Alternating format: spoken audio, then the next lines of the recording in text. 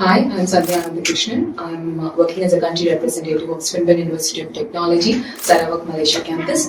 Are you looking to study an Australian degree in Malaysia at a very low cost? So this is going to be a great opportunity for you. So Swinburne is a public research university in Australia. So they have two campuses, one which is in Melbourne and another campus which is located in Sarawak, Malaysia. So we offer programs in engineering, science, computing, design and business. So if you're interested in data science, artificial intelligence, cybersecurity, IoT or software development, so this is going to be a great opportunity for you. Students, exciting scholarships. So specifically a merit-based scholarship for the Bangladeshi student. So if you have more than 4.5 CGPA in your HSC, you will get 8,000 ringgit as scholarship. If your GPA is more than 5, then you will be receiving 12,000 RM as scholarship from our university. We also provide you an international transfer option, so where you get an opportunity to explore Australia. So which is a transfer program where this provides you an opportunity to study both in Malaysia as well as in Australia. So I recommend you to come and visit Career Path. So they are one of our authorized agent in